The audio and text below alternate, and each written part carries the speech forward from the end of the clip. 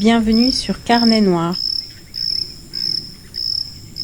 Dans la ville animée de Dakula, un lieu où la modernité se mêlait aux traditions, un homme se tenait au centre de l'attention, le prophète Makossa. Chaque semaine, il rassemblait des foules massives sur la grande place, transformant cet espace en une mer de fidèles. Ses paroles, envoûtantes et pleines de promesses, résonnaient à travers les haut-parleurs, et ses fidèles, le regard fixé sur lui, buvaient chaque mot avec ferveur. Makossa était un homme charismatique, au visage toujours souriant, vêtu d'une longue tunique blanche qui flottait au vent comme les ailes d'un ange. Il se présentait comme un envoyé du ciel, capable de guérir les malades, de rendre la vue aux aveugles et de redonner espoir à ceux qui l'avaient perdu. Pour beaucoup, il incarnait un miracle vivant, une réponse à leurs prières les plus sincères. Depuis son arrivée en ville, il avait construit un véritable empire spirituel. Son église, située en périphérie de Dakula, se dressait fièrement avec ses murs immaculés et ses vitraux colorés. Des centaines de personnes y affluaient chaque jour, déposant des offrandes généreuses, de l'argent, des bijoux, et même des biens de valeur. Le prophète Makossa promettait à ses fidèles que chaque don serait récompensé par des bénédictions célestes. Parmi ses fidèles, il y avait Mariam, une femme d'une trentaine d'années, mère de 2 enfants. Elle avait tout perdu après un accident de voiture qui l'avait laissée handicapée, et les soins médicaux coûteux avaient épuisé ses économies. Mariam voyait en Makossa un dernier espoir. « Il m'a été envoyé par Dieu », disait-elle souvent, persuadée que sa guérison était proche. Chaque semaine, elle économisait un peu d'argent pour le donner au prophète, espérant que ses sacrifices finiraient par porter leurs fruits. Les histoires de guérison miraculeuse se répandaient comme une traînée de poudre dans toute la ville. On parlait d'un homme paralysé qui aurait retrouvé l'usage de ses jambes après une simple imposition des mains de Makossa. D'autres racontaient que des enfants malades avaient été sauvés grâce à ses prières. Chaque témoignage renforçait sa renommée, et même les sceptiques commençaient à douter de leurs propres convictions face à la foi grandissante de la communauté. Mais derrière cette façade de sainteté, des murmures de méfiance commençaient à émerger. Un homme, en particulier, ne croyait pas au prétendu miracle de Makossa. Assalé, un journaliste d'investigation locale, voyait en lui un charlatan qui profitait de la détresse des gens pour s'enrichir. Il avait observé de loin, notant les détails suspects, les mêmes personnes qui prétendaient avoir été guéries semblaient disparaître après un certain temps, et les fidèles les plus dévoués étaient ceux qui avaient offert le plus d'argent. Déterminé à dévoiler la vérité, Assalé décida de suivre le prophète et de documenter ses activités. Il assista aux réunions sous couverture, se mêlant aux foules et enregistrant les sermons avec son téléphone. Il remarqua que le prophète Makossa utilisait des mots puissants, des phrases soigneusement choisies pour manipuler les émotions de ses fidèles.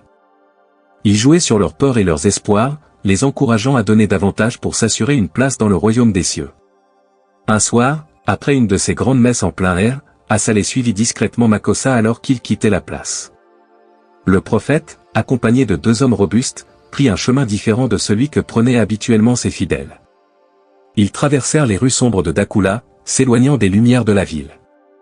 Assalé, caché dans l'ombre, continua de les suivre. Ils finirent par atteindre un grand bâtiment aux murs noirs, sans signe visible, mais avec une lourde porte métallique. Assalé observa alors le prophète et ses hommes entrer dans ce qui ressemblait à un entrepôt abandonné. Il attendit quelques minutes, puis s'approcha prudemment. Il aperçut à travers une fissure dans le mur qu'à l'intérieur, l'atmosphère n'était pas celle d'un sanctuaire, mais d'un lieu de transaction. Makossa, loin de son rôle de guide spirituel, s'entretenait avec des hommes en costume, échangeant des sacs d'argent contre des documents et des enveloppes. Le journaliste prit plusieurs photos, son cœur battant à tout rompre. Il venait de découvrir que le prophète se livrait à des affaires clandestines. Assalé savait que ce qu'il tenait entre les mains pouvait exposer la vérité, mais il comprenait aussi que ce genre de révélation pouvait être dangereux. Il se promit de continuer à rassembler des preuves avant de publier quoi que ce soit.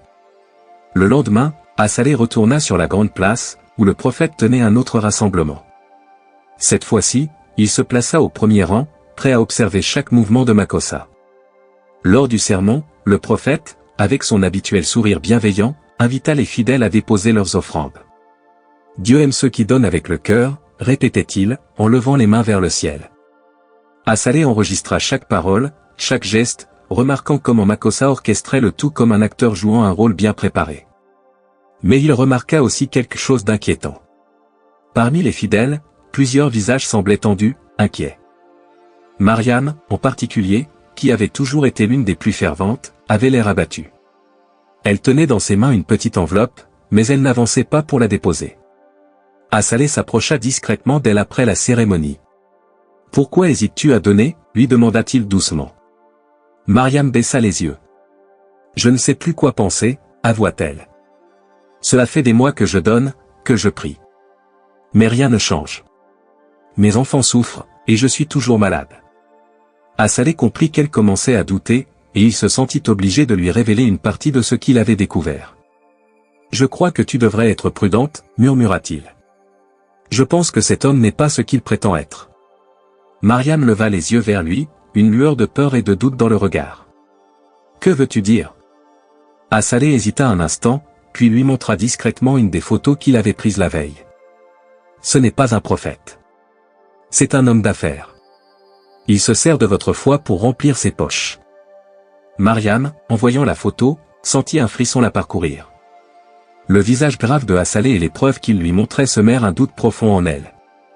Elle resta silencieuse, luttant intérieurement entre sa foi et les preuves accablantes que ce journaliste venait de lui révéler. « Je dois réfléchir » murmura-t-elle finalement, serrant l'enveloppe dans ses mains. Assalé hocha la tête. « Je comprends.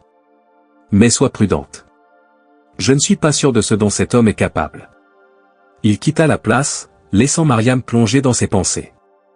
Les jours suivants, Assalé continua de surveiller les activités de Makossa. Il constata que le prophète se déplaçait toujours avec les mêmes gardes du corps, et qu'il visitait souvent des lieux isolés, hors des regards. Il réussit même à filmer l'un de ses déplacements nocturnes vers une villa luxueuse en dehors de la ville, où il rencontrait des hommes d'affaires influents. Assalé était désormais convaincu que Makossa n'était pas un prophète, mais plutôt un escroc profitant de la crédulité des gens pour amasser des richesses et tisser des liens avec des réseaux de pouvoir. Mais il savait que ces preuves, bien que compromettantes, ne suffiraient pas à convaincre les fidèles aveuglés par la foi. Il avait besoin de quelque chose de plus frappant, de plus choquant, pour les éveiller à la vérité. Il décida donc de pousser plus loin ses investigations, et il persuada Mariam de l'accompagner. Il avait besoin de quelqu'un en qui les fidèles avaient confiance pour exposer la vérité. Mariam, bien que toujours hésitante, accepta de l'aider. Elle comprit que, si ce que Assalé disait était vrai, elle ne pouvait pas rester silencieuse. Ensemble, ils mirent au point un plan. Lors d'un grand rassemblement du prophète, Mariam allait poser une question publiquement, le confrontant sur les promesses non tenues et les dons qu'elle avait faits. Pendant ce temps, Assalé filmerait discrètement les réactions de Makossa et des fidèles. Le jour venu, la grande place de Dakoula était noire de monde. Les fidèles s'étaient rassemblés en masse, espérant une fois de plus recevoir les bénédictions du prophète. Makossa, toujours charismatique, salua la foule en levant les bras au ciel. « Mes frères et sœurs, aujourd'hui encore, les bénédictions du ciel se déverseront sur vous, proclama-t-il, le sourire radieux. Mariam, le cœur battant, se fraya un chemin à travers la foule jusqu'à se trouver au premier rang. Assalé, caché parmi les fidèles, tenait fermement sa caméra dissimulée sous un sac. Lorsque le moment fut venu, Mariam leva la main et se mit à parler. « Prophète, je suis fidèle depuis des mois. J'ai donné tout ce que j'avais en espérant une guérison. Mais ma souffrance ne cesse de croître, et ma famille continue de souffrir. Pourquoi ?» Le silence s'installa sur la place. Tous les regards se tournèrent vers elle, et même Makossa sembla surpris un instant. Il la fixa de ses yeux perçants, mais son sourire ne faiblit pas. « Ma sœur, la foi demande du temps et des sacrifices, répondit-il. Dieu teste les cœurs les plus purs. Mais ne doute pas, ta bénédiction arrivera en temps voulu. » Mariam, encouragée par le regard de Assalé au loin, décida d'aller plus loin. « Comment puis-je continuer à donner alors que ma situation empire ?» demanda-t-elle d'une voix tremblante. « Est-ce vraiment la volonté de Dieu ou est-ce que nous sommes trompés ?» Cette fois, Makossa perdit un peu de sa contenance. Il fronça les sourcils, et ses gardes du corps s'approchèrent discrètement. « Ma sœur, le doute est une tentation du malin, dit-il d'une voix plus ferme. Je prie pour toi, afin que tu restes forte dans ta foi. » Mais un murmure parcourait déjà la foule. Les fidèles, autrefois si unis, semblaient divisés. Certains chuchotaient entre eux, se demandant si Mariam n'avait pas raison. D'autres, les plus fervents, la regardaient avec suspicion, comme si elle était l'instrument du mal. Assalé, de son côté, continuait de filmer, capturant chaque expression de doute qui traversait le visage du prophète. Soudain, une voix dans la foule s'éleva. « Je connais cette femme, dit un homme. Elle a perdu son fils malgré toutes les prières du prophète. Pourquoi n'a-t-il pas été sauvé? D'autres voix s'ajoutèrent, posant des questions similaires. Les doutes qui jusque-là étaient restés silencieux commençaient à éclater au grand jour. Makossa, sentant que la situation lui échappait, leva les mains pour tenter de calmer la foule. Mes frères, mes sœurs, ne vous laissez pas influencer par ces mensonges. Ceux qui doutent ne reçoivent pas les bénédictions de Dieu. Mais Assalé, voyant que c'était le moment de frapper fort, se leva soudainement. Il brandit une photo qu'il avait prise de la transaction secrète dans l'entrepôt et la projeta sur l'écran que Makossa utilisait pour ses prêches. « Voici la vérité », s'écria-t-il. Le prophète Makossa n'est pas ce qu'il prétend être. Il se livre à des affaires clandestines et manipule les fidèles pour enrichir ses comptes en banque. Un silence stupéfait tomba sur la foule. Les fidèles, choqués, fixaient l'image projetée. Makossa, le visage déformé par la colère, pointa Assalé du doigt. Ce journaliste est un ennemi de la foi. Il veut nous diviser. Hurla-t-il. Ne l'écoutez pas, c'est un serviteur des forces obscures. Mais le doute s'était déjà infiltré dans les esprits. Les fidèles regardaient Makossa avec des yeux méfiants, et certains commençaient à quitter la place, murmurant entre eux. Et si c'était vrai? Et si nous avions été trompés depuis le début? Les gardes du corps de Makossa se dirigèrent vers Assalé, tentant de l'attraper, mais plusieurs fidèles s'interposèrent. « Laissez-le parler », cria l'un d'eux. « Nous avons le droit de savoir la vérité. » La tension monta, et bientôt, la situation dégénéra en un chaos total. La foule, divisée entre ceux qui continuaient de croire en Makossa et ceux qui doutaient, se mit à se disputer. Profitant de la confusion, Makossa fit signe à ses gardes et se précipita vers la sortie, disparaissant derrière la scène. Assalé tenta de le suivre, mais il se retrouva bloqué par la foule agitée. Il savait que le prophète fuyait pour protéger ses secrets. Mariam le rejoignit, le visage marqué par la déception et l'inquiétude. Il s'enfuit. Il sait que tout est en train de s'effondrer. Nous devons le retrouver, répondit Assalé. S'il parvient à disparaître, il continuera ses manipulations ailleurs. Ils quittèrent la place en hâte, espérant rattraper le prophète avant qu'il ne soit trop tard. En fouillant les alentours, ils finirent par le repérer, montant en voiture avec ses hommes. Mais avant qu'ils ne puissent l'arrêter, le véhicule démarra en trombe, les laissant dans un nuage de poussière. Assalé, déterminé, jura de le retrouver. Il ne pourra pas se cacher éternellement. Les gens ont vu la vérité aujourd'hui. Cela va semer le doute. Mariam, les yeux emplis de tristesse, murmura, « Je l'espère. » Mais pour certains, la foi aveugle est plus forte que toutes les preuves. Makossa avait réussi à s'enfuir, mais la vérité commençait à se répandre comme une traînée de poudre à Dakula. Les fidèles, autrefois unis sous sa bannière, étaient désormais divisés. Certains, confrontés aux preuves accablantes présentées par Assalé, se sentaient trahis, tandis que d'autres, aveuglés par leur foi, cherchaient des excuses pour défendre le prophète. L'atmosphère en ville était devenue électrique, les conversations tournant inévitablement autour de la question, Makossa était-il vraiment un homme de Dieu ou un imposteur? Assalé et Mariam savaient que le moment était critique. Si Makossa parvenait à fuir et à se cacher, il pourrait très bien reprendre ses activités dans une autre ville, et les souffrances qu'il infligeait continueraient. Déterminés à l'arrêter, ils décidèrent de suivre sa trace en utilisant toutes les informations qu'ils avaient collectées. Assalé avait remarqué que les réunions secrètes du prophète se déroulaient toujours dans des endroits discrets, loin des yeux des habitants. Il se rendit alors à l'entrepôt où il avait déjà surpris Makossa en train de conclure une transaction. Lorsqu'il y arriva, il trouva le bâtiment abandonné, mais des traces de pneus fraîches indiquaient que des véhicules y étaient passés récemment. Assalé explora les environs, fouillant chaque recoin. En entrant dans une salle vide, il trouva des dossiers éparpillés sur le sol. Il s'accroupit pour les examiner et découvrit des documents financiers prouvant que Makossa avait transféré d'importantes sommes d'argent sur des comptes bancaires à l'étranger. Il prépare sa fuite, murmura-t-il en prenant des photos des documents. Il savait que ces preuves pouvaient servir de fondement pour un article explosif qui dévoilerait au grand jour les activités frauduleuses du prophète. De son côté, Mariam continuait de parler aux fidèles. Beaucoup avaient encore du mal à accepter la vérité, mais d'autres commençaient à remettre en question leurs croyances.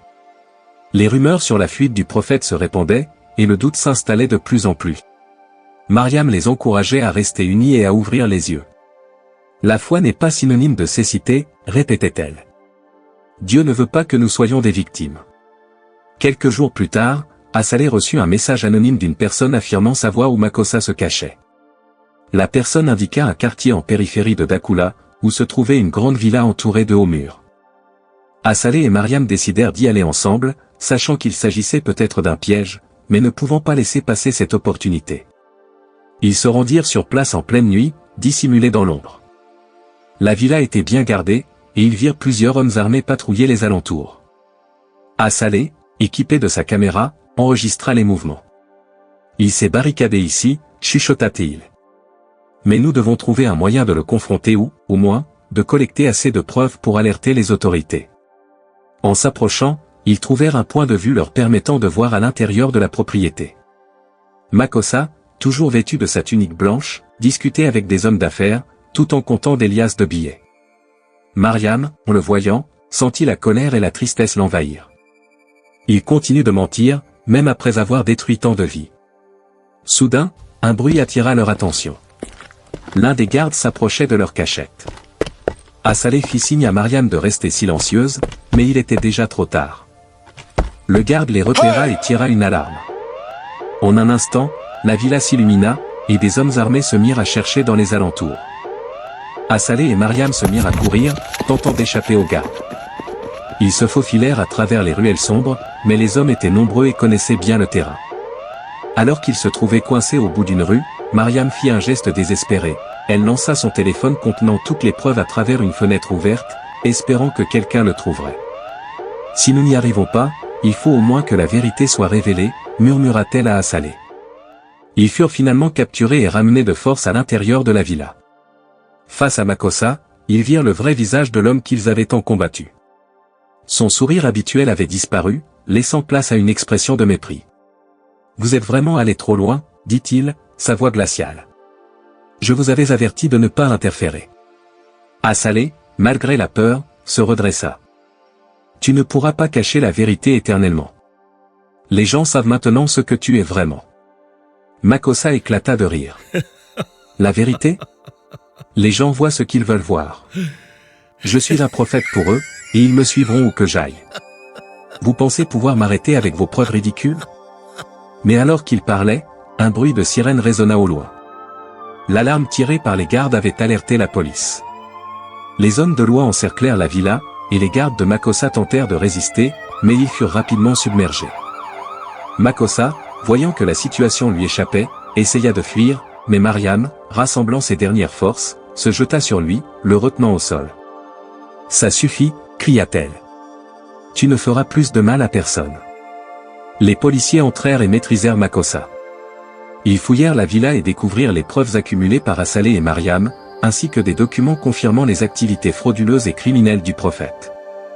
L'arrestation de Makossa fit la une des journaux, et Assalé publia un article détaillant toutes les manipulations et les crimes de l'homme qui s'était présenté comme un messie. Les fidèles, confrontés à l'évidence, se retrouvèrent désemparés. Certains, refusant d'admettre qu'ils avaient été dupés, cherchèrent d'autres leaders spirituels, tandis que d'autres, comme Mariam, décidèrent de reconstruire leur vie en s'appuyant sur leurs propres forces. La foi en soi est plus puissante que celle en un homme, dit-elle un jour à Assalé, alors qu'ils assistaient à la démolition de la villa qui servait de quartier général à Makossa. Quant à Makossa, il fut condamné à une longue peine de prison, ses biens saisis, et ses comptes en banque gelés. Ses partisans les plus fidèles, qui l'avaient aidé à dissimuler ses activités, furent également jugés. Le nom du prophète, autrefois synonyme de miracle, devint un exemple de tromperie pour toute la ville. Dakula retrouva peu à peu sa sérénité, et l'ombre de Makossa se dissipa avec le temps. Mariam et Assalé continuèrent de travailler ensemble, s'assurant que personne d'autre ne profite de la souffrance des gens comme Makossa l'avait fait. Ils savaient que la vérité pouvait être cachée, mais jamais indéfiniment.